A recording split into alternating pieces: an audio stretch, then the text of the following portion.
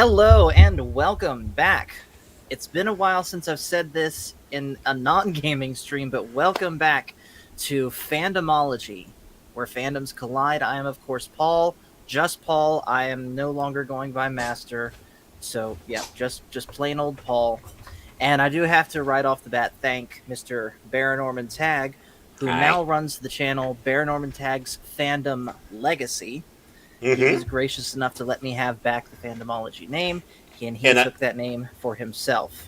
And I even said no backsies, too. See how magnanimous I am? Exactly.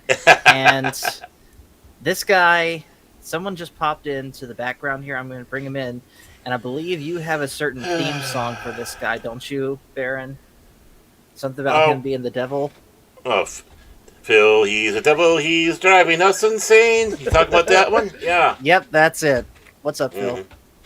What's up? Oh, not much. So he sounds thrilled to be here. Yes, I am, because Paul has his pillows fluffed to military standards. Phil, one of these days, I'm going to drive to your house in the great northern state of Delaware, and I'm going to show you just how I can fluff my pillows by fluffing yours. Uh-huh. Whoa, whoa, whoa, whoa, whoa, whoa. Oh, I didn't want to hear that. And he's supposed to be religious. All right, so tonight is the first non-gaming stream that we've done since we've gone back to being Fandomology.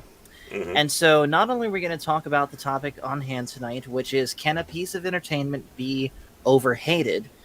But I do want to sort of lay out a course for what we're going to be doing in general as far as Fandomology goes. So that won't take very long. We'll go ahead and do it.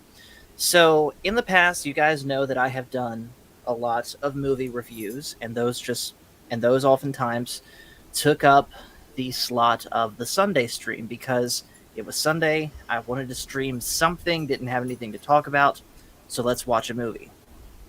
We're not going to do that anymore.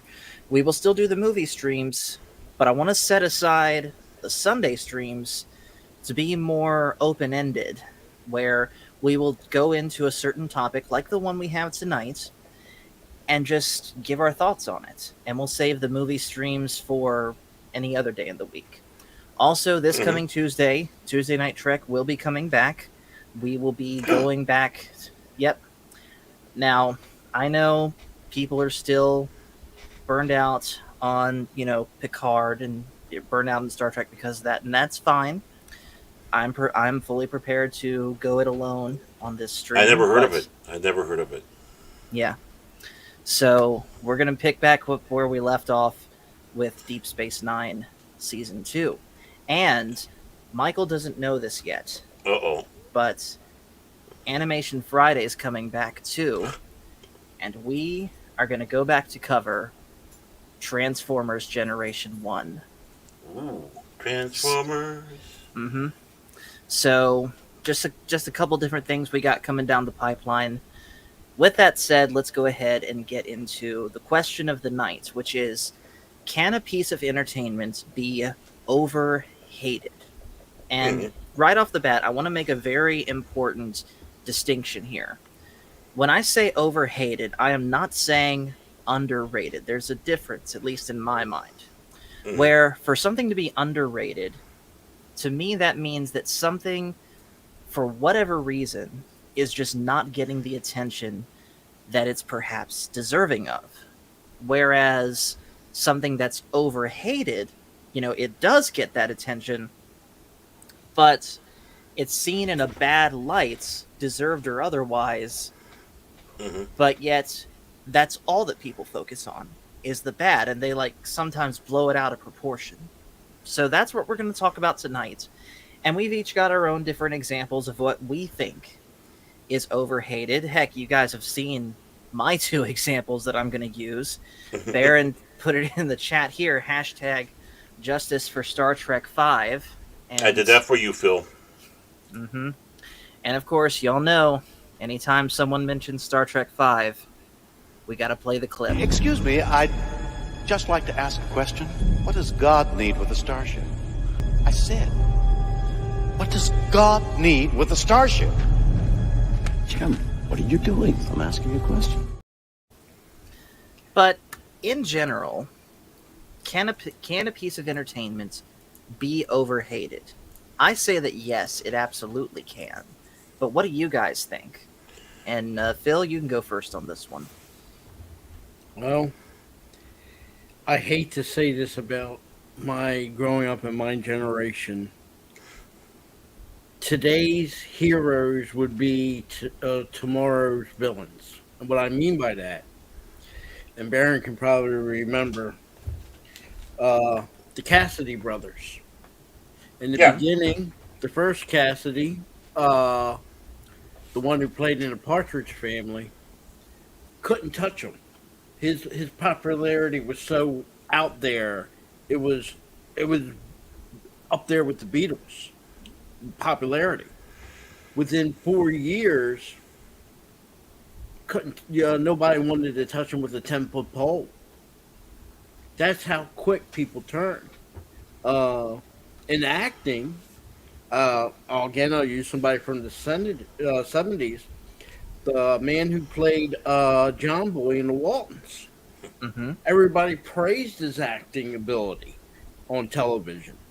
And back then, you have to remember, a TV actor could make the jump to movies. That was almost expected. You couldn't do the reverse like you can now. You can't go from movies to TV acting. That was seen as a demotion. So by the end of the 80s, he gets his first movie role, Battle Beyond the Stars. Well, unfortunately, it wasn't a great movie. And second of all, trying to release that the same time as The Empire Strikes Back, not a good idea. And that pretty much tanked his career. You know, he did make a little comeback there with the Stephen King TV movie, It. But really, he never got up there to where he was. Like I said, in the late 70s, the Waltons was big.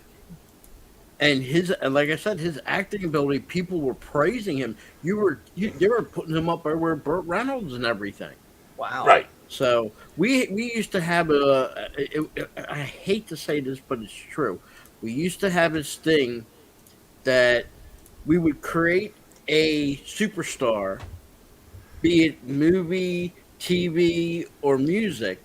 But by the end of the decade, like I said, you couldn't touch him with the 10-foot pole. The only person I can use as an example like that is probably maybe Britney Spears or Lisa Lohan. You know, Right. That's the only two people I can see in the modern era that were big and then tanked.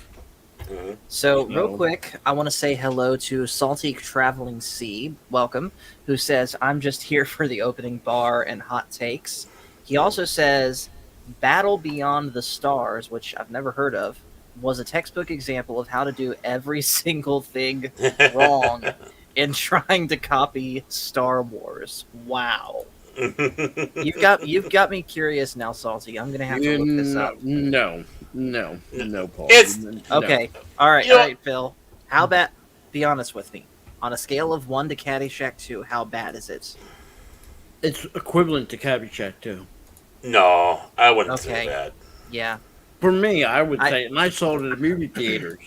Well, that's the problem. You saw it when trust it first you. came out.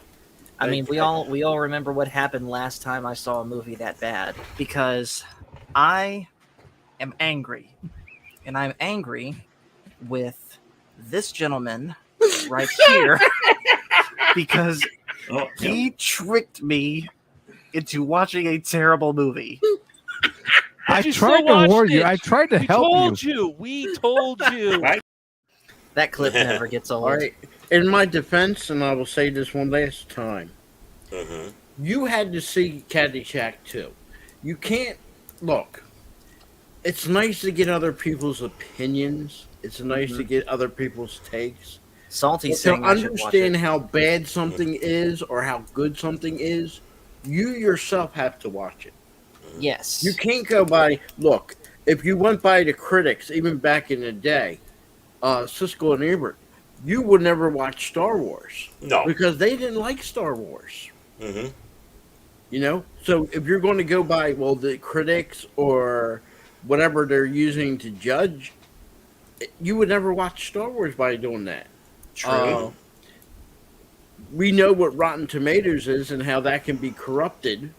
Oh, The companies send their little dominions in there, and we come to find out it's not been a secret that in the last 20 years, the movie industry buys tickets to try to push their movie, making them seem like people are actually going to see them. Prime example was when they sent somebody into the movie theater to go see not Captain America. What was it? Captain Marvel. Did. Captain Marvel. Captain Marvel, and it was online. It said sold out. Right. And the guy took his camera, and he's in the same theater. It was supposed to be sold out, and there's maybe 3 people. Mm-hmm. So we know they do it. We know they do it. So yeah, like I said, the best way to judge, and I always did this myself. Wow. That's a hot take. There we go. So, he's right on it. You're right on it there. But you know what? The bad movies, if you understand how that happened, Caddyshack 2 should have been on paper, shouldn't have been a bad movie. Just everything started falling apart. And the movie company, rather than say, okay, we got to tank this, decides they already invested the money. We're just going to throw it out there. That's Caddyshack 2.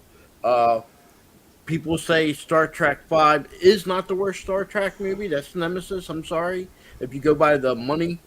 But Star Trek 5. Well, hold on. William Hold on one Shatner. second, Phil. Hold on. Before we Go get ahead. into before we get into specific examples, I want to get Baron's take on just ahead. in general the idea of can a piece of entertainment be overhated? Oh, very much so. Sometimes things are a little ahead of its time. People don't really understand it when it first came out, so it was hated for that, and sometimes goes to the wayside without even getting a chance of having a cult following to make it underappreciated. Now, to take example, the overhating of Battle Beyond the Stars, it's not that bad of a film, Phil. I mean, it is a... If you watch it with no expectations other than a silly... yeah. Which one? Rings of Power or Caddyshack 2? That's what I have to ask. But as that goes, it's a good film for what it is. I mean, they had some good actors in there. You had George Papard. You had the man from Uncle himself. I got to bring a block on his name. But there's some good actors in that film. But it's a silly, stupid film. And you have to go... There's his answer to your question, Baron. Yes, I kind of figured both.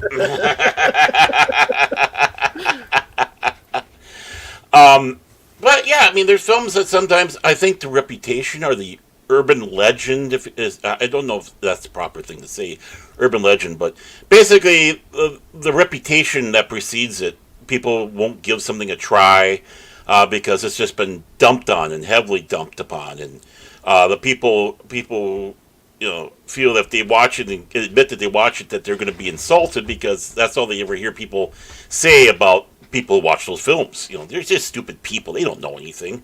It's a crap film. Oh, sorry. Is that a word I can say? You can say it. It's fine. Okay. I just want to make sure I don't want to cross that line. It's all right. Yeah. It's fine. I mean, Salty has a perfect one there. Ishtar. Is that the Warren Yes. Beatty, what's his name, movie in the Hot- desert? Yep. Yeah, that was their attempt to do a buddy film. That was, and you probably would agree with me, Baron. That was them pushing that movie, but also getting their buddies and higher ups in the movie industry saying how great and wonderful the film was, and people just outright rejected it. Right. Everyone was sitting back saying, "Oh my God, you have Dustin Hoffman and Warren Beatty. This is going to be the best film. It is the best film ever. You got these two together." And Pod Racing Palpatine beat me to the one I was going to say. Heaven's Gate was another one. That was one of the most notoriously hated movies. Hello, Pod Racing Palpatine. Mm-hmm. I'll give you one. I wouldn't say the critics hated, but people in generated. Well, I don't want to say hate, but let's say dislike for that movie Powder. Oh yeah. I've not heard of That this. was a good movie, but people just outrighted hated it. Hated it. I don't. Yeah. Like I said, for me, I couldn't see why they hated it. I thought it was a good movie, but critics didn't really say much good or bad one way or the other. Just the general audience just disliked the movie. Mm-hmm. Yeah. Now, kind of going off of that, of different examples of movies or TV shows or video games or music books, any piece of entertainment is valid for discussion here. But the two biggest examples I can think of movies that are at least in my opinion, overhated. I do acknowledge, by the way, that both of these are objectively, at best, messy movies. Messy in execution. Mm-hmm. But do these movies deserve the hate that they get? I don't think so. And those are, of course, we already mentioned it, Star Trek V and Kingdom of the Crystal Skull. Mm-hmm. Now, full disclosure, I did rewatch Star Trek V in preparation for this stream. I wanted to watch Kingdom of the Crystal Skull too, but I ran out of time for that. But anyways, Star Trek V, we were kind of already talking about that earlier, the three of us, in Discord. But Star Trek V, yes, the execution and the direction of it, Shatner, was all over the place. But there's still good stuff there, everything to do with Dr. McCoy and the backstory with his father. Mm-hmm. Even though I think he shouldn't have been a brother, the relationship between Spock and Sybok. Mm-hmm. Well, you have to remember there was the situation at the time. And yeah, you can come down on Shatner, but it really wasn't. It was hard. I would say, right? fault-wise, he gets 60% of the blame, legitimately so. But the other 40% wasn't his fault. There was a writer's strike, and if we all remember in recent history, in 2009, everything was affected by that writer's strike. Right. Shows that should have been made were canceled. Shows that could have kept going were ended because of that writer's strike. And that writer's strike, when they were as soon as Star Trek V was being filmed, he was told at the get-go by some people, look, don't put this film out. Wait. And again, he didn't have to say when that film was going to be put out. Mm-hmm. Look, Paramount was pushing out Star Trek every 2 years, sometimes 3 at the most, but basically it was every 2 years. And so I don't think that they would have went for a delay. Mm-hmm. But Pod Racing Palpatine here says that the effects house couldn't deliver on their promise. You're right. And he didn't have Industrial Lights and Magic like they did on the other Star Treks before and after. Right. Like I said, everything was affected by that strike. Because at that point, ILM was busy working on Last Crusade, correct? Well, yeah. Yep. But the thing is ILM has worked on many, many projects all at the same time. That's nothing new. But for whatever reason, they were unable to do Star Trek V. Went to a company that was known for making commercials. Now, that in and by itself, you take a look at some of these commercials and the special effects they have in it, it's like, okay, wow, they can do a good job doing such. They also didn't believe in blue screens or green screens. So that was one of the other things that helped affect the special effects in that film. I mean, the best looking stuff was the things they reused from the previous ones. Now, when it comes around, Shatner was a capable director. I say he was because he not really doing that stuff anymore. I mean, he directed many television shows, but that's the thing. He was a television director, and now you're going to a motion picture. He was I think he was far too ambitious, or at least was getting Hey, the Jason. fans. What's Hey, up? Jace. I His middle think finger, knowing him.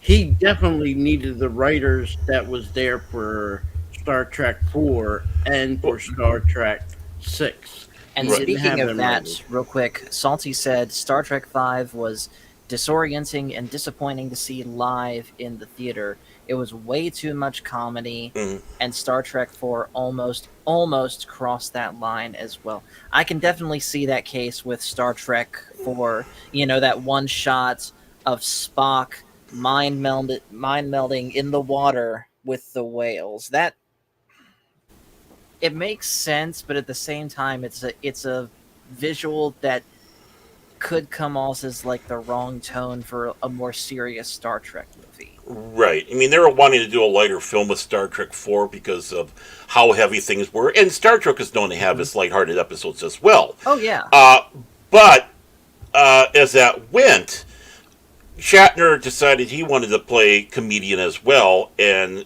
didn't get the good timing. And yeah, they're absolutely right. There was a stipulation in contracts that Shatner would get a go to do a film as well. So that's why he got that film. I think the big thing is some of the execution because they weren't able to finish the film. Literally, it wasn't a finished film. It really wasn't. That's where you get some of that disjointed, editing or pacing of that film. Because one big fight, even though some of it was filmed, was never completed. Special effects. That was the rock creatures. A lot of the stuff appears in the novel, but you don't obviously see it on the screen, and you can see some deleted scenes online. Shatner was far too ambitious. That was the trouble. Yeah. I think it was hemorrhaging money, and that also did not help matters much. Because when you get to a Right. certain point, you're out of money. You ask for it, then you run out of money again. You ask for it. They say no, don't. You're not getting it. and let's be honest, some of the choices that he chose to make, though, as far as like how certain characters did certain things, that had to even further strain already strained relations that he had with his fellow castmates that weren't named Nimoy or Kelly. Well, Like- Jimmy doing. Look at Oh, this sorry. one. Look at this one, for example. I know this ship like the back of my hand.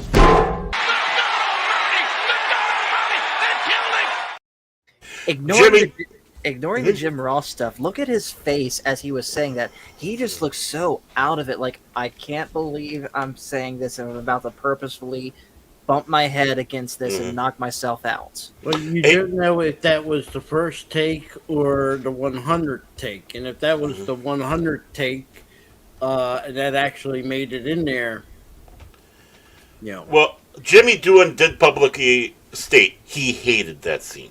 He absolutely hated it. He said, "There's no.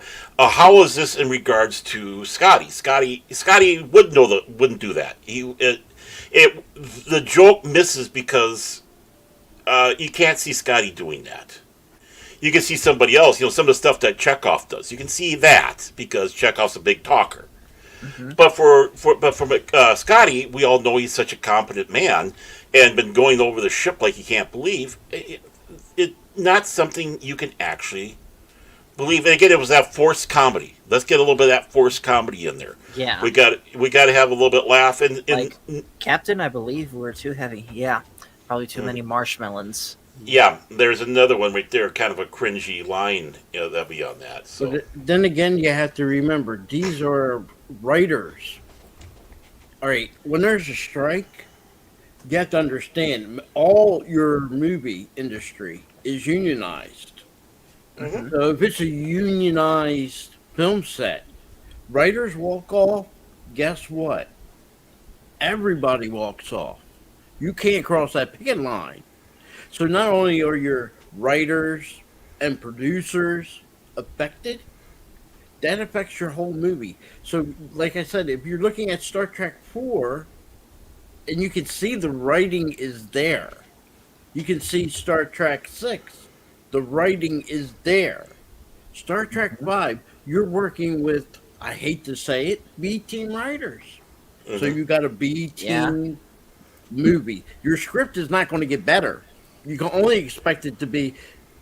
I'll put it this way: we're lucky Star Trek Five is as good as it is, because it could have Mm-hmm. been a lot worse. Yeah, Oh it could have been. yes. And like I said, he didn't have the writers. He didn't have an assistant. Look, in name, yes, but on there, you look at the people that are the associate producer, the chief of cinematography. These aren't the same people on 4 and 6. These are Mm-mm. totally different people, non-union, and you're not going to get that type of look. I needed to look. You have your main shooting people doing the main shoot, the A team. You have your B team shoots, and then you have the people that do the third shoots. They're mainly reshoots. Okay, what you Yes. got on this movie is practically the third team on a regular movie set doing the A team shoots. Well, can I sit back and say probably a controversial statement here, but maybe it's because of some of Shatner's skills that the film wasn't as bad Yeah. as it was. I give him Uh, I credit. could see I give him that. credit. Again, you have to remember, Paramount does not care if there is a strike or not a strike. right. They're expecting that movie to be released at that time. And I'm Mm. sorry, I can't remember the name of the movie that came out the same time as Star Trek 5. Batman '89. That was a Yeah. bad Hmm. decision to put it out at that time. Look, Well, Last Crusade too. yeah. The Yeah. thing is, when you put a movie out back in the 80s and early 90s, yes, they didn't care going head to head. But if you notice now, if someone puts an end game, no one's going to be putting a DC movie the same time to go up against it. Hmm. They don't Right. like doing that anymore. So what they'll do is, if they get wind that Marvel is going to release in July, DC says, fine, we'll release in August. Hmm. So Hmm. they're not bumping heads. That benefits both parties. Hmm. This wasn't the Right. case when Star Trek Five came out. When Star Trek Five came out, the industries, you had many different companies, and they all wanted to go head to head. Real Hmm. quick, Phil, I'm going to jump in. I do want to address this real quick because there are some people just now joining. Yes, JT, we are back to Fandomology. And the reason, for those that missed it, why we went back to Fandomology is because after talking with, some of the guys that you see here on screen with me and other close friends, I kind of came to realize that, and DJ Ronnie G says, white t-shirt brigade here. But I kind of came to realize that I had kind of gone as far as I can with the Star Wars guys, especially where you consider my current interest in Star Wars. I Hmm. will always love Star Wars, but right now I'm not that interested in talking about it. So I decided I didn't want to be pigeonholed anymore as a Star Wars only channel, or at least the appearance of one. And so we are Fandomology again. And I let him have it. Yes, Baron, let me have it. I'm So, just too damn nice. That's so. on the back of that, there is the other movie that I included in the thumbnail that I think gets overhated, and I'm gonna Oh. introduce this movie by using Salty's comment here. He says, "Kingdom of the Crystal Skull is putrid roadkill covered in Kathleen Kennedy love juices." I love you, Salty Traveling Sea, but I could not disagree more. Yeah. Yes, yes, that movie is. I 100% agree. The weakest of the four, at least that we have right now, Indiana Jones movies. But I do not think it is a bad movie. I never have, honestly. Yes, there's silly things in that movie, like nuking the fridge, like the Shia LaBeouf character swinging on vines. Yes, the CGI can be quite bad, Hmm. but really the story makes sense. It's the 50s. The I can't say the actual name, but the evil Germans aren't going to be the bad guys. It's going to be the Soviets. And yeah, the whole 50s thing, it was kind of period correct for aliens to be the big thing. So why wouldn't Indiana Jones, go after like some form of alien artifact or something that's kind of tied into the myth that ancient aliens helped found a lot of these civilizations. Well, I'm glad that Indiana Jones and the Crystal Skull didn't pick the end group of people, the Germans, bad Germans. And nothing against Germans, but we're calling bad Germans because we can't say that other word. Uh, Look, in the modern era, whatever you made villains, right now it's two groups of people. It's bad Germans and the men who wore gray in the Civil War. Yes. Be that as it Right. may, I disagree with always bashing them too. So seeing Soviets being played as the bad guys was refreshing. Yeah. It was refreshing. And again, I'm tired of seeing every look. Even the modern World War II movies, the one where Brad Pitt did the if I can say that B word, uh, Illegitimate Bastard. child. bastards, whatever they called Yeah, you can themselves. say that. Inglorious. You can Yeah, say it. Inglorious. Yeah. Yeah. What's that? That's nothing but let's beat up on bad Germans.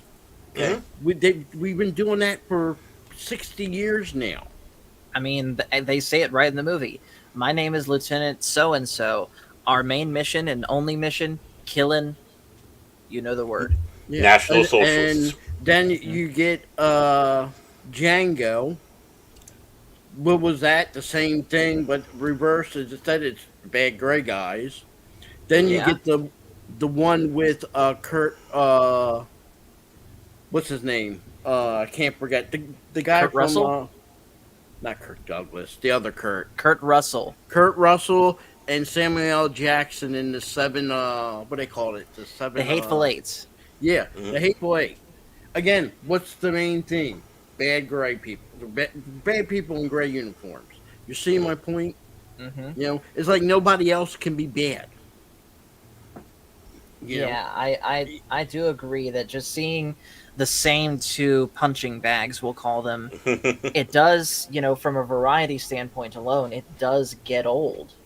Yeah. And here's the thing, aside from, all of that stuff, there's still good stuff in Indiana Jones.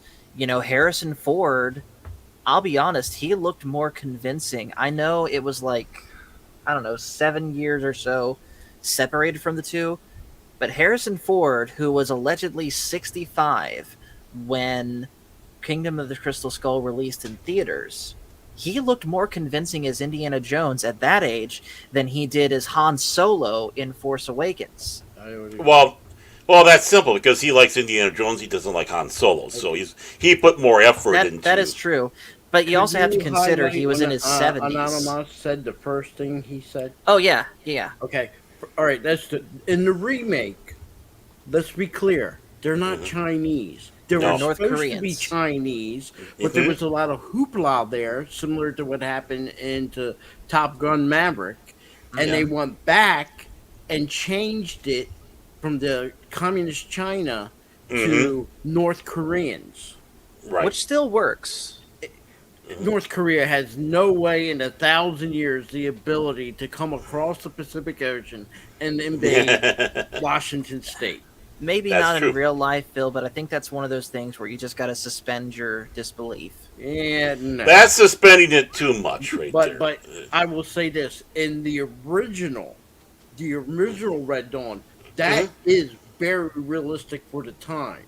Because even during our time when me and Barron in the 70s, 80s, that was hammered to us we were going to lose. I mean, in today's world, we won the Cold War. That wasn't the case in the 70s and the early 80s. In every TV show and movie, we were being told we are going to lose. It was a question. People were even in that movie showed it. It was a question: will NATO stand with us? No. They showed in that movie. No. What was South America going to do? If they all went communist, you've seen what happened. We got invaded. No one expected it. And that was so realistic. Look, The same theme that was in uh, the original Red Dawn was in Battlestar Galactica. The whole theme of Battlestar Galactica had nothing to do with space and going through space. It had everything to do with the Cold War. There were movies made, TV movies. Some were bad, some were good. One of them was called America with a K, Yeah, about us losing the Cold War and the Russians dividing the country up. I believe that was on HBO. ABC. Oh, ABC had that one. Okay. ABC. There was another one made by ABC with Christy Brinkley where the Russians invade Alaska, cut off the Alaskan pipeline, and we had to give up because we didn't have no oil. See, it was all that was steamed in the 80s, and some of that was good movies, good TV shows. Some of Yeah. it was bad. You know, Well, that was hammered in our heads. yeah, in the original Red Dawn, it was Russians and Cubans that were the Yep. invaders. And actually, the Cubans were portrayed much more honorably, as honorable people, than the Russians, believe it or not, in that film. But, so, I don't know, what was the other thing you were talking about again here? It was just Red Dawn and... Well, But yeah, I mean, you have a point there with that little message there. When it comes around to something, what was the actual question we were on? I know we're talking about Star Trek Five. Well, Star Trek I was Five. asking. Movies I'm that about. were bad I'm- and hated, sometimes unjustified. Yeah, I know and that's I'm- the overall question, but I couldn't remember where we're at. yeah. No, that's fine. And then again, I have another example from the video game world of a game that I think is it's definitely it's definitely, at least gameplay wise, one of the weaker of the series. But I'm sorry, but I don't get the hate for the linearity of Legend of Zelda Skyward Sword. Now, granted, I'll be honest, this is me. This is likely me talking with my personal preference, because I grew up on the more linear Zelda games like Ocarina of Time, Majora's Mask, Twilight Princess, and all that. And so I can definitely see the complaints where people are like, "Oh, it's too linear. We don't feel like we can really explore like we want to, like we feel like we should be able to." And Nintendo ultimately listened to those people and gave us both Breath of the Wild, Tears of the Kingdom, and A Link Between Worlds. And so there you go. But frankly, I think that was an overreaction, and I think that was an overcorrection on Nintendo's part. What do you guys think? I'm not familiar with that one too much, to be honest with you. I can't speak on it. Not familiar with it. Okay, any Zelda fans that are watching right now, let me know what you guys think. And by the way, I want to say hello to Black Dragon. Thanks for coming. So now let me turn it over to you guys, both on the panel and in the chat. Yeah. What are some pieces of entertainment, whether it's movies, TV show, a video game, some music, a book? What's something that you think gets more hate than it deserves? Oh, that's gonna be interesting because you know what?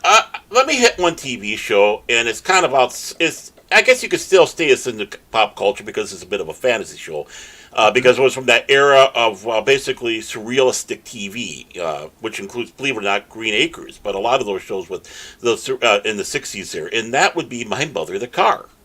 Really, My an Mother honest. the Car. My Mother the Car. Basically, the premise goes: it's Dick Van Dyke's younger brother is in there as the star of the show, and his mother dies and is reincarnated in this vehicle. And as such, it's a very rare car, and it's someone in the neighborhood wants to get that car by any means possible, by hook and by crook. But I think at that time they were getting that surrealistic, talking horse thing was kind of getting a little old for television, so it didn't really receive that warm of a greeting. But watching it now, when they've had it on like MeTV or Antenna TV, one of those two, I was watching. And go, this really was not that bad of a show. There are laughs in this show. Avery Shriver is a great antagonist in the film because in the show because he's the one that's trying to steal the car. So I don't think I don't think that show deserves all the hate that it gets. Is it the greatest show on earth? Hell no. But as that be, it's not something that if you watch it, you're going to sit back and say, "I just wasted 30 minutes of my life." Me being Phil McCracken, I have to say something controversial, You will. which I do, but I'm going to say this. There was a lot of love for this TV show, but as we get into the modern era, today's world, there's definitely a lot of hate. Mm-hmm. And that show is I Dream of Jeannie. Mm. In today's world, that show could not be made. Well, yeah, but it doesn't. It's not hated though. It's not getting a lot of hate. No. In today's world, it is hated because if you go take certain college courses on it, when they talk about, let's just say, television and all, that's a classic example they bring up of, let's just say, male chauvinistic. Well, the funny thing is, though, it's still beloved by so many people. Barbara Eden is so loved. That will always be beloved. I don't even think Paul ever seen it. So Never even heard of it. You never. I Dream of Jeannie. You never heard of I Dream of Jeannie? Nope. Oh my! As I joke with my children, my girls are old. They're parents themselves, and I told them if you want to learn something good before you start going into relationships, watch I Dream of Jeannie. Everything you need to know, what you need to do to have a good, happy life is right there in I Dream of Jeannie. See, I wouldn't say it was my favorite show to watch, but I'd watch it, and I never. Oh, you used to like her outfit. Well, I didn't say the reason why I watched it, that's one of the reasons right there. I mean, but the thing is, that believe it or not, they used to sell that even up until like the last 10 years ago. Would sell that costume for Halloween. Mm-hmm. You can get dressed up like the genie from I'm Gene and Jean. Well, I mean, I think you could say the same thing then with Hogan's Heroes, but that still seems to have some strong legs to it with people loving that show. Yeah. Another example I can think of, at least from the movie world, is the Arnold movie Last Action Hero. Oh yeah, that gets a lot of hate. Last Action Hero. Yeah, I thought that was, to me, that was a good movie. That is a movie. I think that was. Do you know how in today's society, in today's modern times, we're getting tired of the superheroes. Mm-hmm. We're tired of DC and Marvel. They're drowning us in superheroes. They are. Arnold was getting that point where all his movies started after what was the one Terminator 2. It all starts seeing the same thing. So I think that movie unfairly got sandwiched where people didn't like it. Right. Yeah, it was because it was a bad movie. No. Not because they didn't like Arnold. It just was, okay, here we got another Arnold movie. Yeah, same thing. But yeah, Last Action Hero, and here's the thing. I think a lot of the reason why that movie got the hate that it did is because people were taking it seriously when that is supposed to be a satire. Yeah, exactly. Action movies. Well, and the piggyback on that one, Bruce Willis's Hudson Hawk. Yep. That gets way too much hate. Way too much hate. It wasn't that bad of a film, really. It was enjoyable. It got in the same category as Last Action Hero. It was not meant to be taken seriously. So, I'm going to go to a different realm. I'm going to go to books. It does have movies and video games, but not as much. But it was very popular and very controversial, and some departments hated. Dungeons and Dragons. And I'm going more towards the books and the book games. When I mean book games, I mean the old where you used to get you pay a couple dollars, you get an adventure book, you play with your friends. Those are modules. Yep. They did have movies later on, and they did have they have that cartoon movie, but Yeah, no, they had the '80s TV show too. but I would say Dungeons and Dragons from the 70s, 80s, and 90s always got hate. I know Wrongfully exactly where so. that's coming from. Well, like I said, in this world, what are you doing differently in Dungeons and Dragons in the game using your mind? Remember, didn't have computers. Than you're doing in Skyrim. You're doing in Right. Zelda. You see, Well, there's the thing. It required you to use your mind. with that though, Phil, I do want to mention this just as like a sort of devil's advocate sort of thing, because you're exactly right. You're exactly right, but at the same time, parents do have the right to determine what it is that their kids do or do not Hmm. partake Yeah. in. And if a parent doesn't want their child to partake in something like Dungeons and Dragons for whatever reason, that's their prerogative, and it's on the Hmm. kid to obey that or not. I will give you that, but Hmm. then again, I will take something from you for that. I would say the same thing with music. I will say things with certain video games even today. Hmm. Like Uh, Skyrim. let me say this. I knew kids in school when I went to school that played Dungeons and Dragons. Okay, and religious school, Catholic Hmm. school. Okay, Hmm. these kids, even their parents said you couldn't do it. Well, we're in the backyard, in back of the recess. Guess where they're at? With the kids that are actually playing the game. If your parents told you, Paul, growing up, I don't want you in school playing with your Game Boy, I guarantee if some kid was at recess with you, that Game Boy came out. I'm not touching that subject in case they're See, watching. it's even when you bring certain stuff up, Love you, Mom and and you say, Dad. parents say this. Look, I am a parent. Baron's a parent. We were also I am. children at one time. So Hmm. we know what we can get away with and what we can't get away with. Look, Hmm. Yeah. there's nothing that was in them games that wasn't on TV, that wasn't done in the movie. You can watch Excalibur 1981, but then you're going to tell your kid you can't play the board game or even the book of Dungeons and Dragons when we're playing with the book and the 20 side dice. You know, I mean, I Right. guarantee you, Baron probably played it too. I know he did play it, and he probably knew kids growing up that yeah, the parents told them they couldn't do it. Some didn't, and but a great majority, guess what? Yeah, I'm going to play it. Well, I'm in a little bit different situation now, and yeah, I did play it, but the thing is nobody up here batted an eye about that. Believe it or not, I never found any repercussions. Now, as it goes, when it comes around to D&D, it was given so much bad press by a lady who lied about her son committing suicide and trying to put the full blame on the Dungeons and Dragons. And I'm yeah, not and that's touching true. that, Baron. I Just know, wanna I make know. I said, sure. yeah, I know. I was seconding that. But also, you had the hit piece movie Mazes and Monsters with Tom Hanks, which was portraying players of said game as mentally unstable and about to do who knows what type of crime.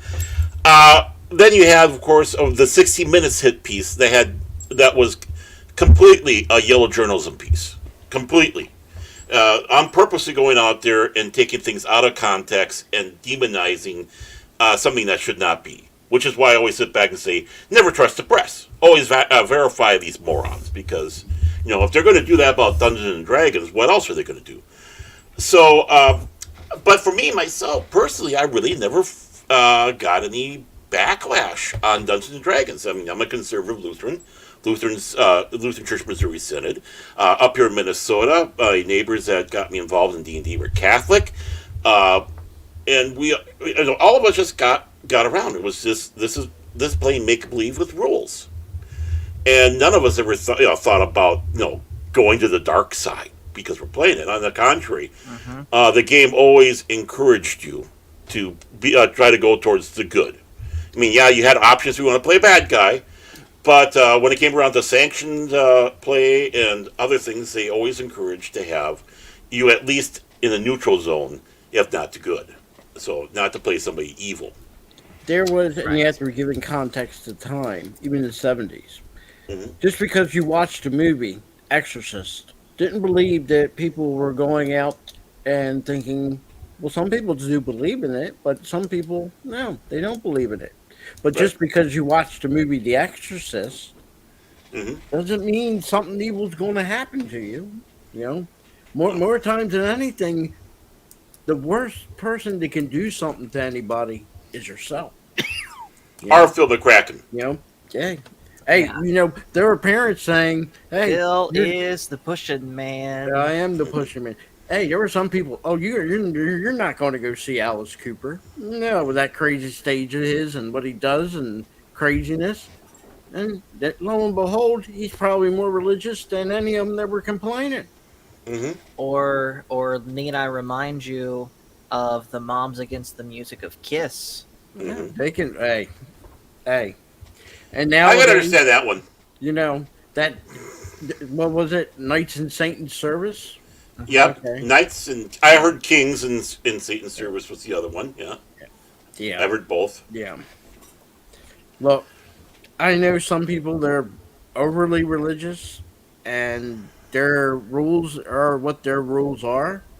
And that's fine. I give Mm-hmm. them the respect. You know, but Yeah. you know, I don't think God's going to turn to the person that plays like Dracula.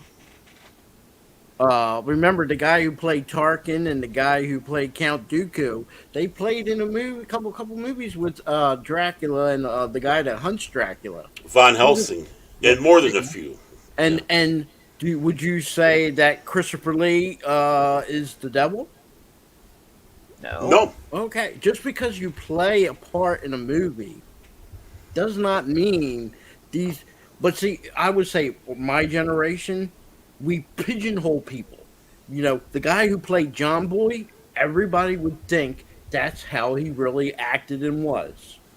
Oh, Hmm. he's John Boy. People pigeonholed Henry Winkler. Oh, everybody thinks, well, yeah, he's the Fonz. He really, totally opposite. Soft Yeah. speaking gentleman. He You calls know, himself a wimp. you yeah. know. You know? Right. Well, So so okay. so yeah. Bottom line is a lot of things get hate. And Right. sometimes there's a reason for that hate and sometimes there's not. But sometimes I think people take it just a bit too far. And I do want to mention something. Crit sent me something that he wanted me to read from the Discord. Uh So oh. I'm going to go ahead and read this. This is Crit's words, by the way. I personally think hate can be tiresome. Entertainment versus quality. Crystal Skull never fazed me before, and I understand what it was trying to be. I didn't know people hated it with a passion growing up, but I can understand the complaints upon rewatch. Does this detract from my enjoyment? No. Star Trek V is not a good movie by any means, but has some good parts to it. It can Mm-hmm. still be a bad movie, but it doesn't need to be mentioned in the same limelight. Now let's look on movies that do deserve overhate. Maybe The Last Jedi, whom critics says was the greatest Star Wars movie ever when it came Yeah. out, but it was anything but. I think the biggest issue is assumption criticism. That's a new one. Chris Stuckman put it best in his Indy 5 review. We are basing our opinions more on a non-binary basis thanks to Rotten Tomatoes. If a movie isn't a 10 out of 10, then it's, well, he says the S word, but I'm going to say crap. Or we are basing a movie's reception to previous movies or material. Indy 5 to many is already DOA because it's Disney, KK, Crystal Skull, etc., etc., or the One Piece live action to the Netflix Bebop, Death Note adaptation, etc. What's to say, though, some people love Indy 5? Will this be a redo of the sequel trilogy argument? Honestly, Crit, yes, it is going to be. Nothing we can do about it. It just is. And Mm-hmm. then finally, overhating something to leading to endless debates on rumors, fake news, etc., etc. George Lucas isn't coming back to Star Wars. nor is Ledley Headland fired. I'd say to ask some people to take your tinfoil hats off because there's some points I'm not gonna. I love you, Crip, but I'm not reading that last part of the sentence. All right, He so should know better by now. yeah, so let's talk about that last part first. The whole rumor thing. I Right. know, and I've been seeing them too. The rumors about what may or may not be going on behind the scenes with, Disney, with Lucasfilm, with Marvel. But here's the thing. Here's the mistake that I think people make. It's not that these rumors are coming out. It's not that people are talking about these rumors. It's that people, and I admit that I am guilty of this. I have been, and sometimes catch myself trying to be again, I have a bad habit of taking these rumors as gospel. And that's why admittedly, I really don't talk about them anymore because I don't want anyone else to take my word as gospel. So the best thing that I can recommend with these rumors, regardless of what source, what YouTube channel it's coming from, look it up for yourself Mm-hmm. and then make your own decision from there. And if Oh, yeah. someone says anything different to it, don't get so upset because because maybe they're coming into it also, but looking at it from a different angle than you are. Yeah. Unless What is unless they're being an outright troll, in which point don't give them your time. like Phil? Well, that's just it. I mean, that's why I'm kind of happy with some of the group that we have around here because we do discuss and debate it, and we're not following around blindly saying this or that. Now, giving a hypothesis is one thing, but when you have the one thing that's affecting, of course, stuff like Indiana Jones is the fact that there's already a track record behind it. Behind the people that we're talking about, Kathleen Kennedy and others, Lucas, they've seen how they have done some horrible films in the Star Wars universe, done some horrible TV shows in there, but they did some good ones. I mean, Solo gets, I think, too much hate because it was coming after the Last Jedi, so that had the people's taste in the mouth. And really, honestly, we didn't need to have that story, and people were uninterested in this Han Solo series, especially a character you killed off. But then again, look, it was probably one of the worst performing films, if not the worst performing film with Star Wars in the title that we had, other than maybe Clone Wars. The Clone Wars Ron movie, Howard gets unjustified criticism for right. the Solo. Don't forget, he wasn't the original director. No, there were And two. when he was handed the movie, 90% of that movie was done, and he had to end up scrapping it. Yeah, the movie was basically made twice. Yes. Yeah, And basically as it believe goes. me, when a movie's being made, and I'll try to be as quick as possible. When a movie's being made, there's an allowance for 20% reshoots where it doesn't affect the profit. But over that 20%, you're now eating the profit. I don't care if Solo was a hit. At 90% reshoot or redone of a movie, it wouldn't have made a profit, even if No. it was better than A New Hope. The same thing happened with the other one that everybody likes, Rogue One. Mhm. Rogue One was 70% reshot. There's still clips of parts that they didn't have in the real movie. But the difference is people and the critics like Rogue One, and the people and the critics didn't like Solo. But I really think Ron Howard did the best job he could, and Yeah. I give him credit. He did above and beyond. Is it a great Star Wars movie? No. No. But is it unjustifiably hated upon? Yes. I Yes. think it was an okay movie. Real Yeah. quick, Black Dragon's got a very interesting one here. Star Mhm. Trek Strange New Worlds. He says it's getting a bad reputation because of Discovery and Picard seasons 1 and 2. And I'm going to bracket kind of 3 in there also. But Yeah. I'm liking it so far. Mhm. And here's the thing. I think what this all boils down to as whether or not a piece of entertainment is overhated or not, the biggest thing that you either have to overcome or just accept is your own personal taste, and the fact that Well, we all just like something different. our guilty pleasures. I mean, we have Exactly. guilty pleasures, and sometimes we enjoy watching a film that's not good. And again, going back to what we were talking about before with Crit, uh, it comes down to the point that if you have a reputation, that's a hard thing to get over, and that's what they're having Hmm. with Indy Five. This could Yeah. be a great film. I don't know. I hope it is. I want both Indiana Jones and I want Harrison Ford to go out on a high note, not a low note. I don't want this to be the Star Trek Five of the Indiana Jones world. But again, I'm not going to say plus or minus on the film because I ain't seen it, and I've only heard stuff through the rumor mill. But I'm very nervous. I have a feeling it's going to be put on the hate list by a lot of people. Maybe unjustly, but maybe justly so. I But still think word of mouth, and when I mean word of mouth, I'm not talking about critics. I'm yeah, not talking about YouTubers. Personal friends that I know, if they are into Star Trek and they go see a Star Trek movie tomorrow and they say, go watch it, I will take 90% of their word over it than yeah, a critic score or Hmm. somebody on YouTube. Um, and all these people today, like I said, Rotten Tomatoes, all that can be influenced, yeah. outside influence. You It know, used to be good. It yep. used to be good, but now it's basically a show Well, like I page. said, we do know Rotten Tomatoes. The companies send people in there to try to boost 5 stars, Yeah, something that's not a 5 star. right. You know, And that's now. Back in the day, they weren't, but now they are Mhm. because, But well, when you Hmm. hear from your friend, like if Baron told me, Smokey and the Bandit, the last run, let's just call it that, hmm and Baron says, "Yeah, that's a good movie. Go see it." I will take his word going to see the movie over upon a newspaper review, a television review, or a YouTube review.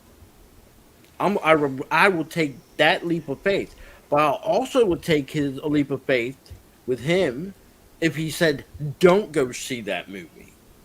This is hmm not a movie to go see in the theater. If you're going to watch it as a rerun, maybe on HBO. You don't even want to see it as whatever prime time stuff. No, watch it as a rerun. That's what I would take his word for it. For me, that's more gold. When we grew up, that's how we did all our entertainment was friends word of mouth. Oh, get this Right. record or get this yeah. game. That's how we did it. That's how Star Wars. Yeah, Yeah, and Star the Wars old was joke more when. by people saying, "Oh, you need to go see it." Again, if you hmm listen to Siskel and Ebert and their reviews, especially the first Star Wars movie, they trashed that thing from. It was the worst thing that ever came out. hmm Hmm. And yeah, so and the old joke was back then was if the critics liked it, didn't like it, it was going to be a good film. There are people who were more influenced to see a movie because the critic gave it a bad review. Right. And here's the thing: the concept of if the critics hate it, we're gonna love it. That still applies today. I Oh, more mean, so. look at Top Gun Maverick. The hmm critics weren't the biggest fan of that. Going on about its toxic masculinity. Meanwhile, we're sitting here like, dude, this is a great movie. It had a controversy before it even came out. We're Remember not his talking. We're not. jacket? We're not talking about that, Phil. No, That's well, it's a fact. That's what it. we're on I know that. it's a fact, but it's an irrelevant fact now How is it irrelevant when before the movie people were already because rotting, ragging on because it before it because even it's came out? because it came and went. It's over now. Well, you can say that about every movie. Okay, I will say that about every movie. Every I'm just movie. saying, people were ragging before the movie came out. No different than what they were doing now with Indiana Jones, and they had proof the jacket was altered, and then somebody was smart, put the jacket the way it was supposed to be, and voila, everything was fine again.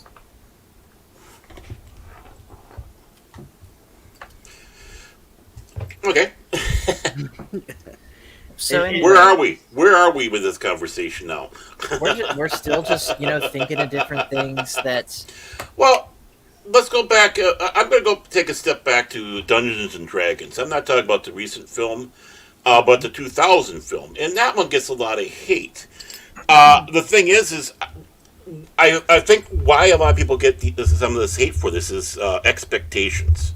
They're expecting something other than what they're being delivered, whether it was false advertising or just their own head expectations.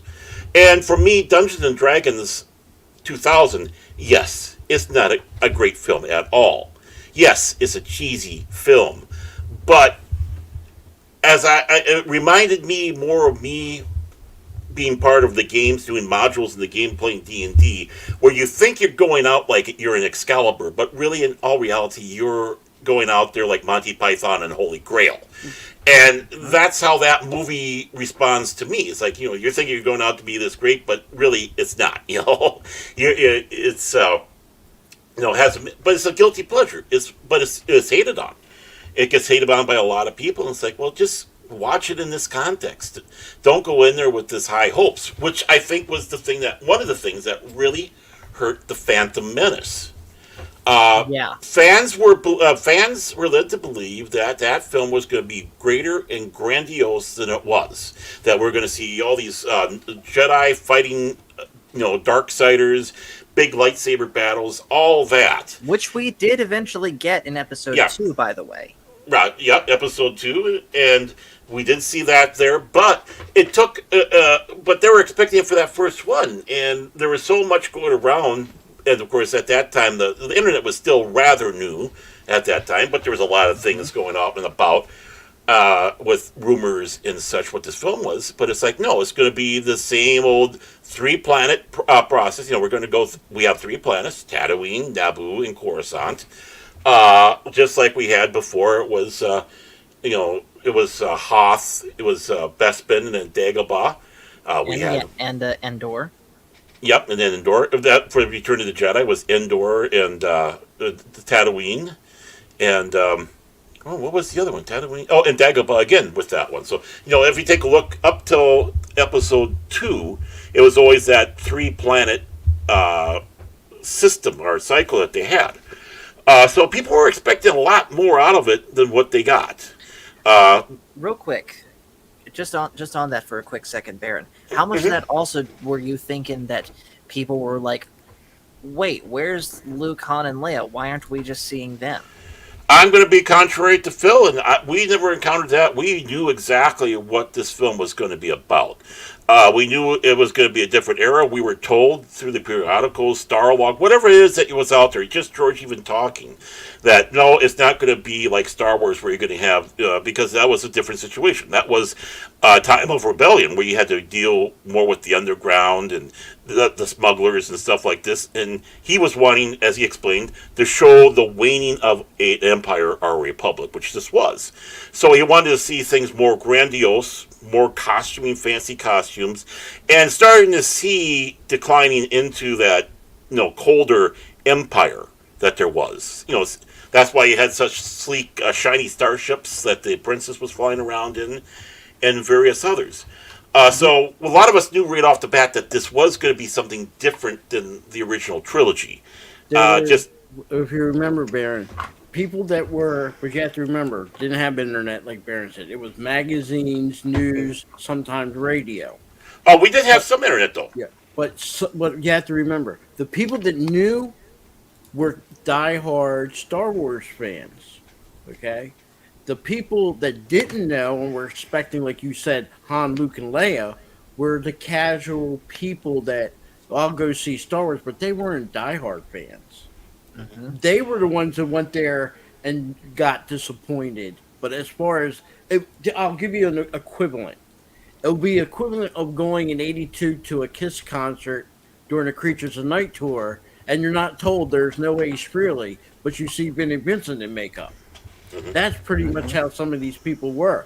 They went to the concert. Oh, this is Kiss. Well, that ain't Ace Frehley. Mm-hmm.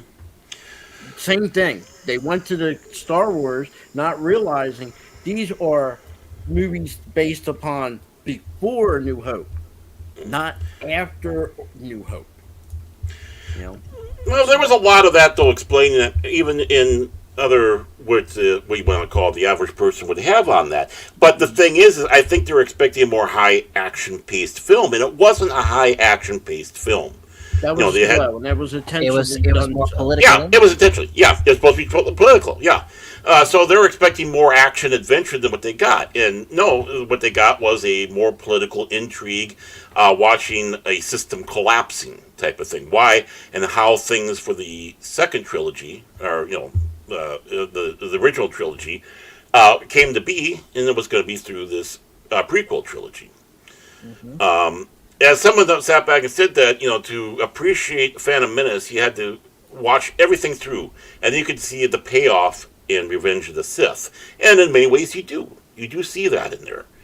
Of course, need to say another thing that gets a lot of hate is Jar Jar Binks. Rightfully so. Oh yeah, that's a whole other can of worms. Right. Not just Jar Jar Binks, Jake Lloyd too. And I know you just mentioned Jar Jar, but let me defend Jake Lloyd for a second. Oh yeah, he deserves it. He was a kid. Mm-hmm. He was a 9-year-old kid.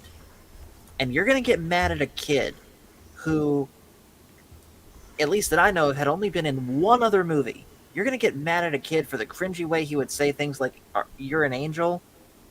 Well, yeah. Well, the thing is, he's saying what George wrote. Yeah. Yes, these are not his words. His words, and plus, George Lucas was not, and has never been, and never will be, a personal director or a person director. He's a better cinematographer. His direction sucks. So you have a kid that needs extra direction. He's not getting it. Phantom Menace was purposely written, directed, and focused on more towards kids Mm-hmm. in that movie. I mean, even before the movie, when you start getting the movie books, uh, the toys and everything, you could tell Jar Jar Binks wasn't there for a grown up to enjoy. That was No. specifically put there for kids. Right. And George knew what he was doing for that point. Look, if you're George Lucas, you already got the diehard Star Wars fan. I need to get a hold of that 5 through 13-year-old, the next generation, and get them to fall into Star Wars. But there's other ways in what they do with Jar Jar. They could have done. He could have definitely executed. He could have executed. I'm not talking about the guillotine way. Jar Jar a lot better than what they did. The character in and by itself is not a bad. Would be a bad character. It's just how it is. And Ahmad Best also gets a lot of hate dumped on him. Now, I'm sorry. Hey, Leia. Okay, so real quick, hello to Leia. But again, say what you want about Jar Jar, but it was genuinely hard. Say what you want about Mando season 3. I do think that season was a downgrade, but it was genuinely heartwarming to see Ahmed Best return to Star Wars and be celebrated as a hero.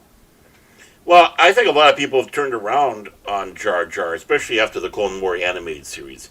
And same thing with Ahmad Best. And, I mean, if Lucas would have listened a little bit more, he wouldn't have had Jar Jar the way he was. And a lot of the inflections and such that was done, Ahmad Best sat back and said, no, that wasn't George. That was me bringing it into the character. So George gets a little bit too much heat for I'll give you an that. example. George Lucas didn't learn his lesson, and neither did his new protege, if you want to call him that, George Filoni. When he came out with Rebels in the first couple episodes, well, definitely the first season, Ahsoka was annoying. Yeah. She was ignoring. Mm-hmm. So they didn't learn their lesson. It wasn't like we learned from the Phantom Menace. No, they didn't. They went right back to it. Again, George was, you can say in his mind, I got to win new people. And the way to do that, who's the best one? If you're a Star Wars fan, I'm 50. I done bought all the toys, the movies, and everything. You need a new generation to fill that in. How you going to do that? You got to appeal to a young generation. So if it's being kind of Disney childish, so be it. Yeah, it gets a little. It's paying off now because what's keeping them afloat? But then people, the children that watch Phantom Menace and the prequels, and the ones that watch Rebels. The ones that are most hurt by everything going on today is more the original trilogy fans. And Black Dragon, talking about Ahsoka, he says she was supposed to be annoying. That way we could see the character grow. Yeah, and he's right. That I was going to bring that up, but Black Dragon beat me to it. And I think that's another thing too, because when you talk about characters that get overhated, I think a lot of that, and I know you didn't intend for this, Phil, but you did kind of make yourself a good example of that. I think a lot of people will deem a character as annoying, and then that's it. You know, instead of just sticking around for the long run and seeing this character theoretically stop being annoying and grow into a great character. I'm not saying you're like that, No, Phil, I did. but there are people I like that. Did start liking Ahsoka in the second season. Definitely was an improvement, and the third season. Now, had I been like other original trilogy people, they would have probably not followed through and watched it. But I think years later, a lot of people start doing what they did with the prequels and went back and watched it. And Black Dragon, don't be sorry. I mean, you know how it is trying to get word in-wise with Phil around here. Yeah. But we're going to talk about characters. Now, here we are talking about characters. If we want to take a look at characters that get hated upon too much, I'm going to go back to 1985 BBC, and that'd be the Colin Baker Sixth Doctor. He gets far too much hate dumped on him, and just like. I can't remember who was saying about Ahsoka started out annoying and was supposed to grow on you like she did and became one of the favorite characters in the Star Wars universe. The Colin Baker's Doctor was supposed to do the same thing where he starts out this gruff, whatever, antagonistic, and then mellow out as the series him in the series would progress, like the next season and the next season. Unfortunately, he didn't get that chance because Michael Grade and the BBC were screwing around and doing stupid games and trying to get rid of Doctor Who, and they also put him in such a ridiculous outfit. That even Colin Baker can't understand why they put me in this. But if you really look at his performance as the Doctor, and especially in season 23, which had some good story, good stories in there, even though it's technically one story, but it's in four broken parts. You could really see where that he was really coming into playing the Doctor, and that what would it have been like if we would have had another season with him. So, that is a ridiculous outfit, by the way. Yeah. And just about any doctors were dressed that outlandish. The thing is about him, like original Doctor Who, when it came out, you had the black and white. Then when they went to the second Doctor and the third Doctor, even though it was in color. Nope. The third Doctor was the first Doctor in color. Okay, then I stand corrected. But even the third Doctor, when he was in color, if you look at his outfits, they were always dull. This one, he's flamboyant in his colors. And, look, it's just wardrobe. The guy was a good doctor. I liked him. Yeah, I do. I didn't have any problems with any of the doctors until we got the last Doctor. Okay, and it has nothing to do that she's a woman. That has nothing to do with it. It has everything to do. They ruined the story, The Timeless Child. They ruined Doctor Who. There's no fixing it. You can't just say, I'm going to take that last season and get rid of it and forget about it. You can't forget about it. I have. Doctor Who is one of the few TV, I would say, out of everything in our media that can't be fixed. It can't be fixed. So I disagree with you. I think it can be fixed, but it's got to be under the right people. But there's I could do it. I could do it. I could do it with no problem. I want to mention that is a good movie. For me, I think it's a great movie, but it was sandwiched and came out at a bad time, and that is that movie Aragon. It started originally as a 3 book. Oh, the dragon one. Yes. Yeah. And unfortunately, it was sandwiched in there with Star Wars, Lord of the Rings.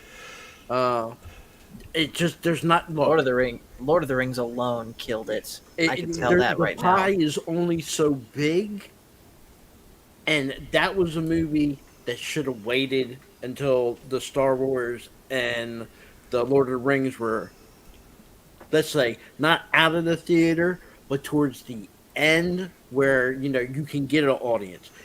What happened? It happened like almost with Star Trek Five. You're not you don't want to put it up against Batman. That was a major mistake. Well, they did the same thing with, and it had quality actors in that movie. Oh yeah. What's his name? Not Jason. Jason Irons. Yeah. Yeah, Who also was in Iron the who was also in the D&D film as the bad Yep. guy. So, Yeah. and the books sold really, really well. They were just as good as the Harry Potter series. Right.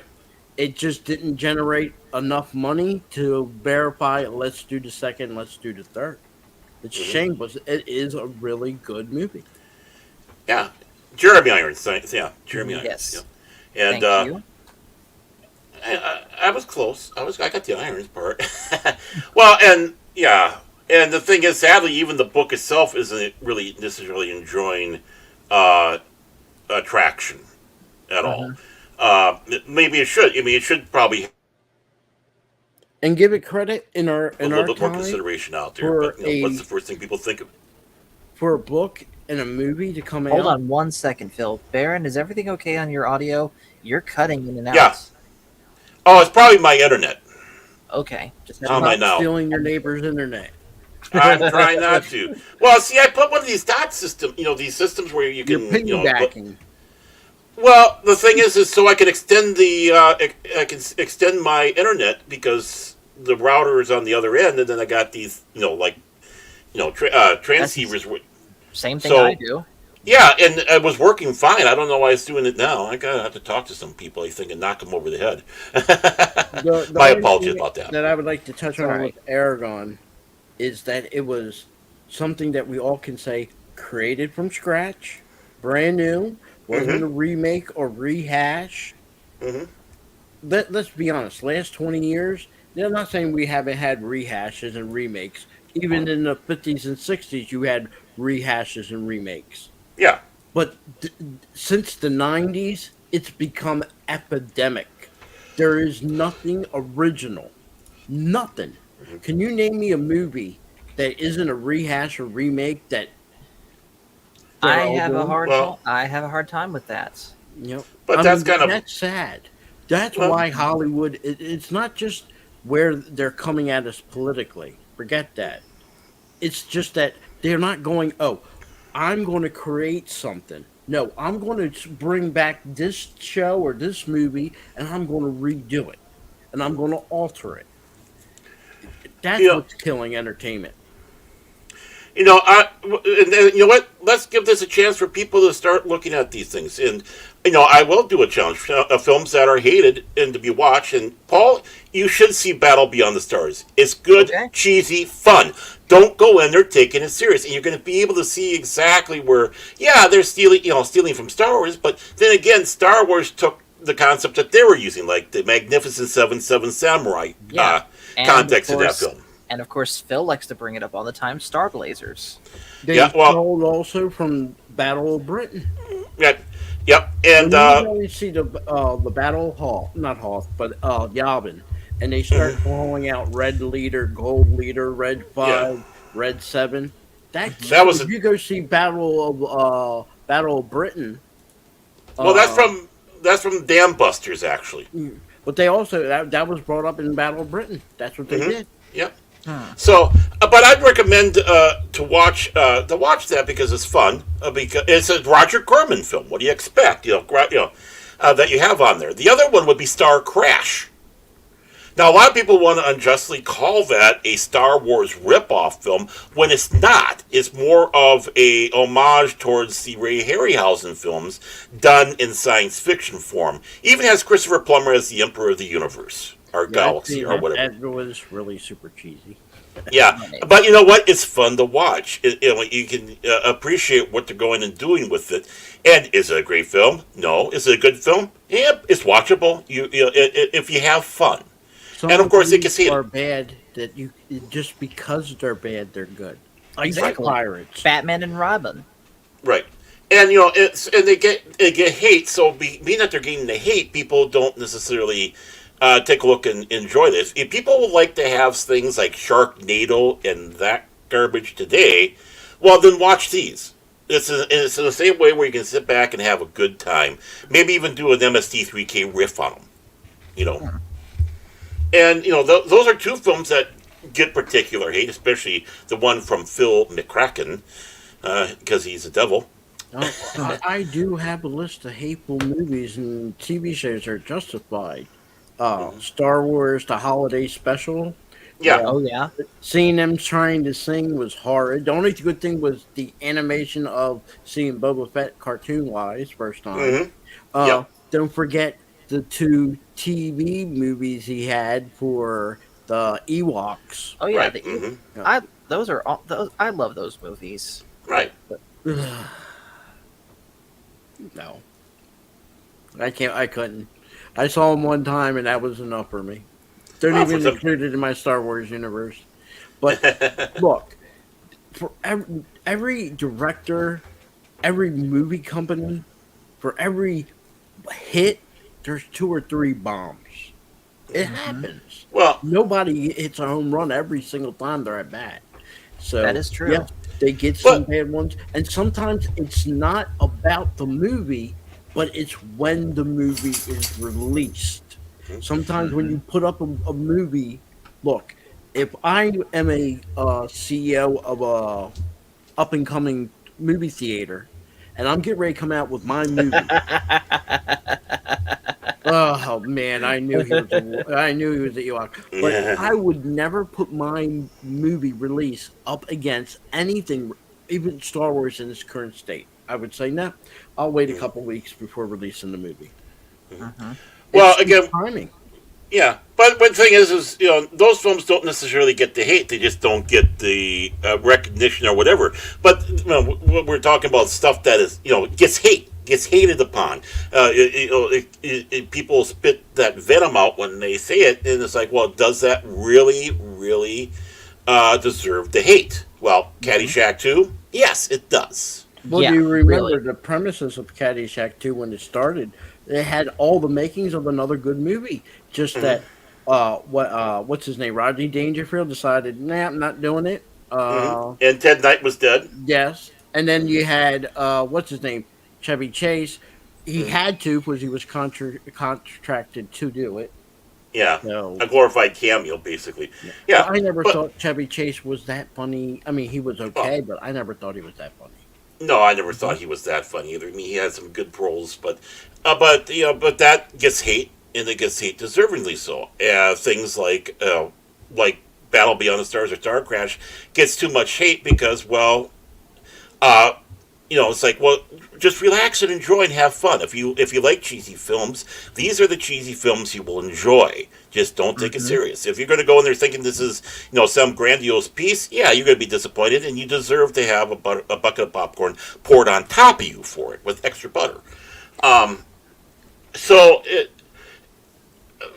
always like when I see a film that's overly hated, especially an older one. It's like, well, does it really deserve that much hate? And see it. The long suffering I used to have our cheesy movie nights where we just go and find these movies that don't necessarily have high regard and watch them. It's like, oh, that deserves our. No, that one's not bad. That one's not bad at all. Why are they hating it so much? Is this how y'all found Kentucky Fried Movie? No, I found Kentucky Fried. No, I found the Kentucky Fried Movie all the way back in the '80s. I'm talking about. Yeah, we watched that on cable in back. You watched that on cable? Yeah, HBO, Showtime, one of them. Yeah. Oh, okay, HBO. That makes sense. Yeah. We had HBO, Showtime, and Skinamax. That's what we had for it in our house. So we didn't have sometimes you get movies that are real hits. Oh, hold hold up. Black Dragon's got a good one here. Yep, Rubber. But then there's like sequel 1, sequel 2 are bad. I'll give you an example. Uh, Iron Eagle 1 was okay, but after that, 2 and 3 should never have been made. They're awful. Uh, then there was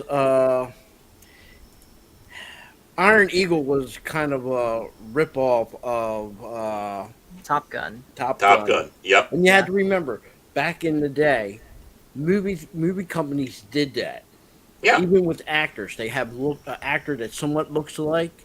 So you would have somebody try to be like Tom Cruise doing something in another movie identical, and they just call it a different movie. Well, we do that.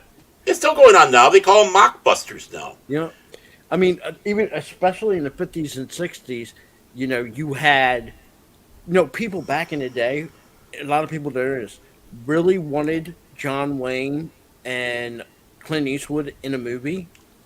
They talked about it, and then John Wayne was like, no. No, because he didn't like the revisionist westerns that Clint Eastwood was doing. There you go. And not only that, the company whose studio they're going to do it under? Would they do it under John Wayne's studio? No. Would they do it under Clint Eastwood? No. They would have to go to a third party to do it, but you have to remember sometimes they couldn't do it because they were contracted to that studio. To their own studio, yeah. See, in today's world, an actor, he's only contracted for that movie, sometimes for more than one.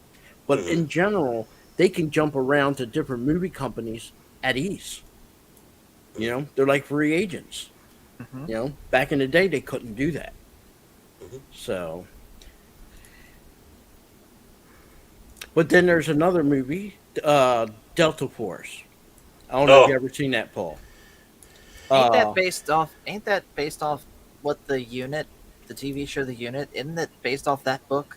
No. No. Delta Force is Chuck Norris. Yeah, he did like a few of those. And okay. He did a movie based on real life events that were going on in the Middle East at that time, and it was a hit. But then Delta Force 2 should never been made. Oh, you know what? Thanks for reminding me. Here is a perfect film that gets a lot of hate that it shouldn't because it was never meant to be serious. Megaforce with Barry Boswick. I've seen that. I remember. Perseus Kambata was in there. The guy who played Devin in Knight Rider, I got a block on his real name. But yeah, I mean, the film was never meant to be made to be serious. It was definitely tongue firm in the cheek. Is it a perfectly made film? Hell no. But it's still fun to watch. And Henry Silva was the bad guy, too. Great actor. Rest his soul. I think he's passed now. But that film got a lot of hate. And it's like, well, no, go back and watch it. But again, don't go back to watch it seriously. And I know, Paul, you mentioned Batman and Robin, the movie. But at the time, that was a hit. Yeah. I mean, nowadays, you're looking back at it from 30, 40 years. That's kind of cheesy, but back in the day, that was a hit. There's a lot of people, me being included, that love Val Kilmer being Batman. That was Edward Mulhare, thank you. That movie was one of the few Halloween, like family Halloween costumes that me and my entire family did. And this was back, by the way, before Michael and Morgan were even born. Mom and Dad are watching this. They probably remember. But Dad was Batman, Mom was Batgirl, and I had to be no more than 2 at this time. I was Robin. Yeah. There's nothing wrong with Robin. I know. I'm not saying no. I'm just picturing him in a little Robin outfit. You actually don't like Batman and Robin, but you like the one with George Clooney. Don't put that one down. Batman and Robin is the one with George Clooney. Okay, I get them confused. Yeah. Batman Forever is with Val Kilmer. Kilmer. That one really is okay. Sorry, that one's an underrated movie, not overhated. See, there is some crossover between the two, but I wanted to focus tonight Well, specifically on the overhated ones. Well, the one I remember going to see the one with George Clooney, and during the whole entire movie, I was saying to myself, he's just reading the lines, but really, I could tell them lines weren't written for him; they were written for Val Kilmer. You know, you can almost tell. Look, people don't realize this. Uh, what's his name that plays Iron Man?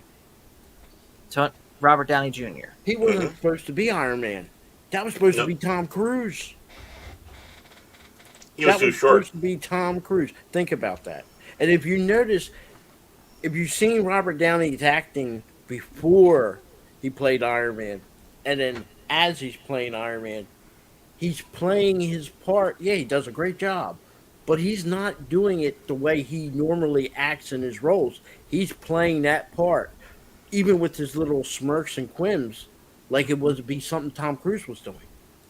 Now, some of that is writing, but some of that is the actor. I gotta read this real quick. Chuck Norris said that he was once a man trapped in a woman's body, then he was born. It is also true that Chuck Norris doesn't wear a watch. He just simply decides what time it is. We're doing the Chuck Norris. Okay. If you have $1 and Chuck Norris has $1, his dollar's worth more than your dollar. Yeah. You know, Chuck Norris got mad at a McDonald's, and Roundhouse kicked it and turned it into a Wendy's. Chuck Norris once shot down a plane from the sky by pointing his finger and going bang. Do you know what's behind Chuck Norris's beard? Another A fist. fist.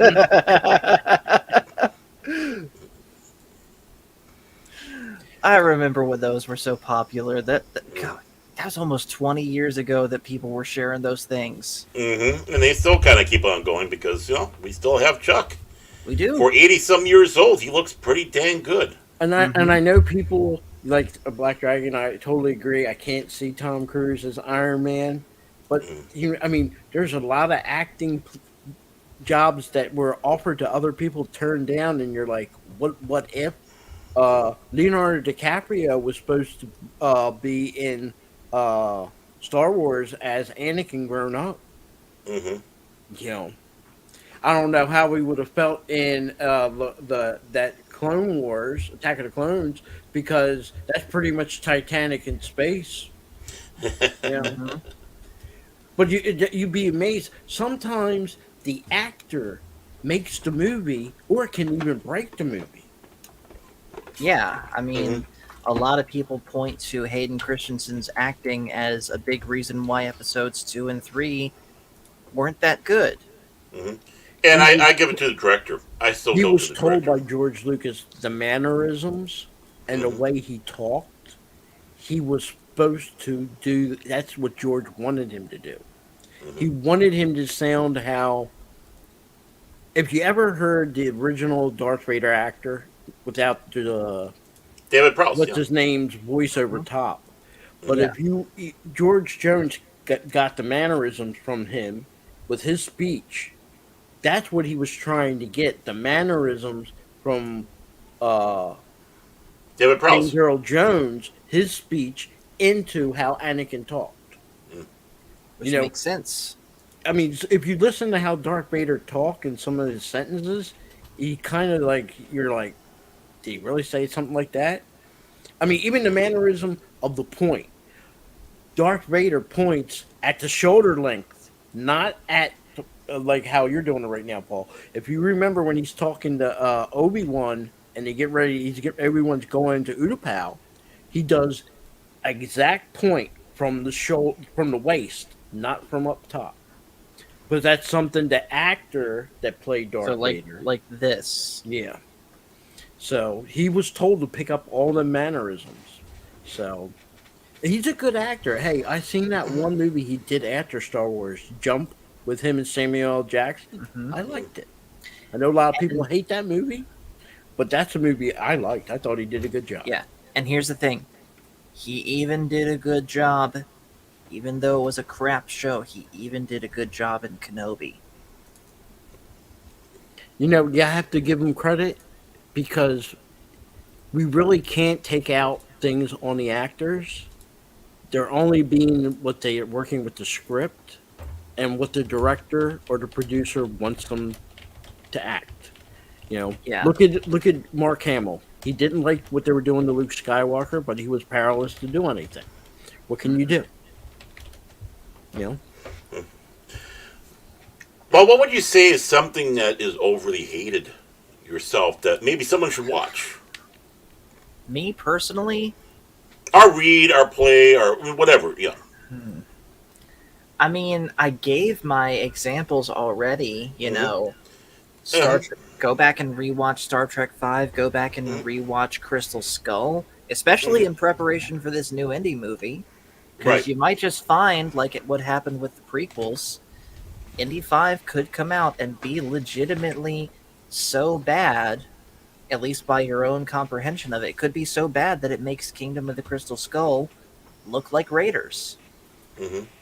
Or it could turn, or on the opposite end of the scale, it could turn around and be the best thing ever. Not, Mm-hmm. not Raiders or that, but it could be a good movie that just makes Crystal Skull look worse. Mm-hmm. So Smokey and the Bandit Part 3. Oh, that was bad. That was But I yeah, bad. did like it. I couldn't even finish that movie. It was so stupid. To be honest, I didn't watch, even though he did a good job. I did like Burt Reynolds. Mm-hmm. But the reason I watched it was because of Jackie Gleason. Oh, That's yeah. why. Yeah. See, that's different for me. I initially watched Smokey and the Bandit because of Jerry Reed, because Mm-hmm. I had found out about him as a musician and Mhm. as an amazing guitar player Yep. before I found out, oh wait, he acted in and did the theme song for this movie. I need to check it out. And boom, I love Yep. it. Yeah, Jerry Reed was a great, rest his soul. Damn, I hated when Hmm. I heard it, he passed. Yeah. He Well, was known for his lighthearted comedy type songs. oh yeah, like when you're hot, you're hot. And when you're She not, you're got the not. she got the gold mine. I got the shaft. Mm-hmm. Yep. Dragon Ball You know, Evolution. since we're going to cartoons and animation, I will give you one. Hmm. And I'm not talking modern day one. She-Ra. Mm-hmm. Not I'm talking the one that came out in the 80s, Yeah. early 90s, not this Okay. newer one. That was unjustifiably hated for no reason at all. Hmm. I liked He-Man. He-Man was awesome, but I Mm-hmm. did like She-Ra. You know, I liked the characters more in She-Ra than I did in He-Man. Understandable. Well, So plus he was going through puberty, and boy, did She-Ra do something for him. no, but the villain in She-Ra Mm-hmm. was I forget his name. Hordak. Yeah, Hordak. he was way better than Skeletor. Well, yeah, I mean, as the legend lore goes, he was Skeletor's overlord at one Yep, time. yep. Yeah. So Skeletor was the underling, so. the one that I have an issue with, and I still don't get, was Thundercats. I didn't get Thundercats, Mm. and I know a lot of people liked them. Uh, what was the one where the thing they Voltron, Defender Mm-hmm. of the Universe? Dad wouldn't let me watch that. He didn't, or did? Didn't. Mm. My issue with it was it started out as a team and there were five guys, Mm-hmm. and then for some reason, I don't think it was pressure by any outside forces. They decide one of the guys have to go, so they send them back home, and then the princess took over as the replacement. Well, really, though, it's not a hated show. I mean, it doesn't get unjustified hate. A lot of people still speak of it in high regards. That, and of course, Thundercats and such like that. So, I wouldn't call them unduly hated shows. Yeah. Well, guys, I think we're gonna go ahead and wrap it up. But go ahead, for those that are watching, leave something in the comments that you think is overhated and why.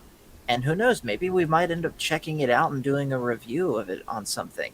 Also, by the way, like I said at the very beginning of the stream, for those that are just now tuning in, Sunday streams from here on out are going to be these more open ended sort of topics like this instead of reviewing one particular thing.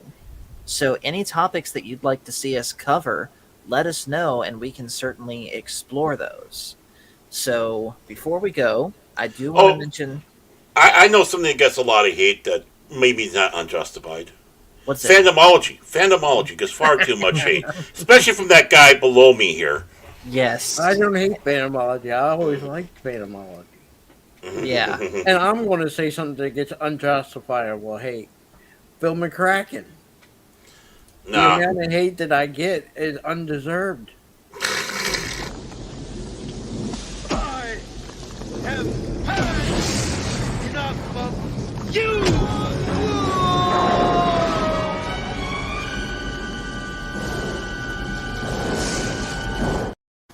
bye, Phil. It was nice knowing you. I had to do it, Phil. That was Gollum's fall before they came out with Lord of the Rings. Hmm. That is true. But anyways, I do want to when we get into the plug section, I do want to Anonymous says no, Phil totally gets justifiable hate. Anonymous, I see you with my drone. I'm flying it over your house. Can you please put some shorts on and stop walking around in your underwear? To be fair, whatever rivalry you might have with Anonymous, you could be worse. You could be Matt Rissman to Phil McCracken. Mm. Yeah, that's true. It was really funny last night seeing I don't hate Matt Rissman. Anonymous. I am a fan of Anonymous.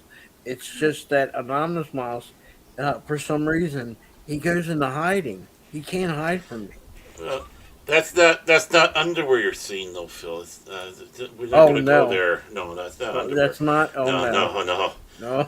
God. So, anyways, going back to what I was saying, we're gonna go ahead and plug our stuff. There is something we're coming up that we're doing next week.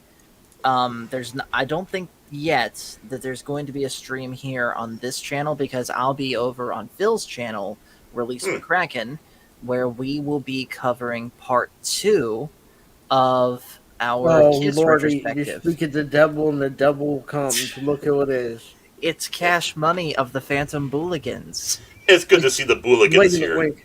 It's Sunday, 10 p.m., and he was supposed to do a streaming of gaming, not with other people, on his own. And here it is Sunday at 10 p.m. Eastern. I hope in the next couple hours you're going to live stream something, Cash.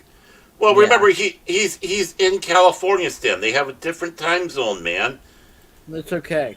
I just find it ironic that you and Paul Lee and Baron and Cash and Mike were able to beat that game without you guys there.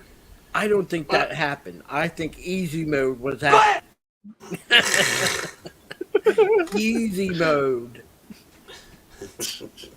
Anyways, though, want to talk a little bit, Phil, about this Kiss stream we got coming up. Okay, and you can jointly stream it. I'm going to.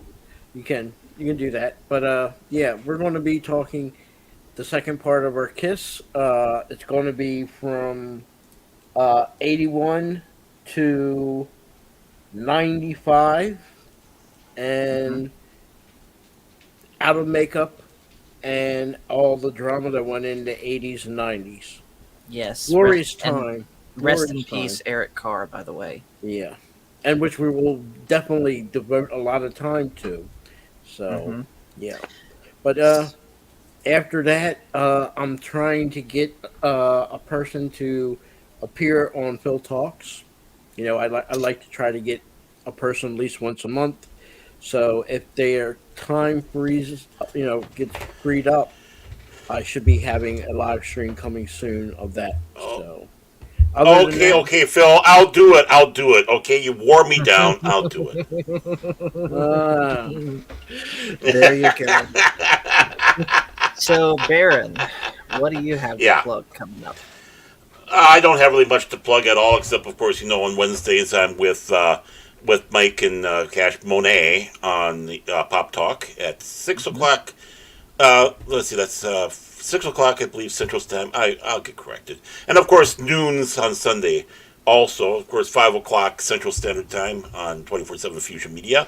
You have, I'll be there with, of course, 24/7 Fusion Media himself, Vigilante Williamson, and New Bomb Turk.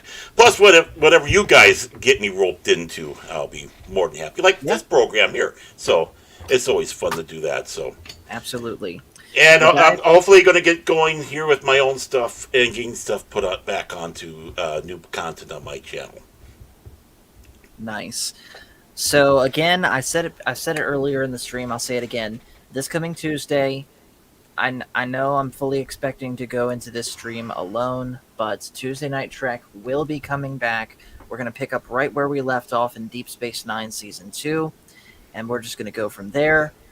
I have yet to talk to Mike Pacific about this, but we're gonna bring in Animation Friday, and we're gonna talk Transformers G1. We started it way back when, but that stream really didn't go anywhere, so we're gonna try again.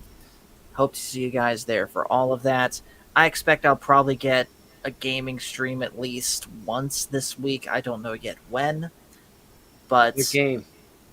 so I told you guys, of course, you, Baron, and Phil, I told you guys this in the Discord, but I will say this for the benefit of everyone watching. I have recently been exorcised of the demons of easy mode, and this has made me want to go back and revisit games I've already played here on the channel that I did play on easy mode back then, and now I want to play them on harder difficulties. So, I can't do it Monday, so we'll say tentatively Wednesday evening.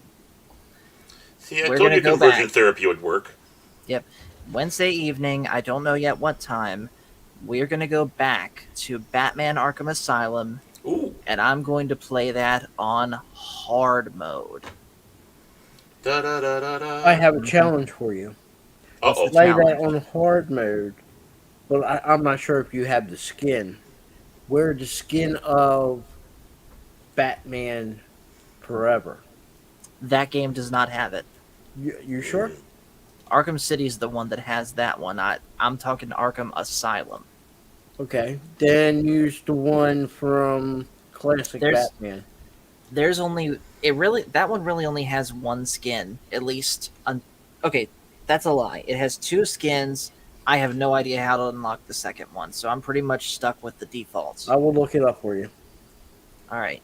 Oh, he's over it. He's all over it. And I'm not pressuring Paul. So, Cash Money, don't send no messages that I'm pressuring Paul. The only time I Phil pressure is him the is pushing with his man. pillows. And to be fair, I'll even pressure Baron. Baron, that shirt that you're wearing in that image looks quite nice. You look quite good for, a middle-aged gentleman there. You kind A of fat bum? That made you look like you're in your 30s. You can be Paul's age.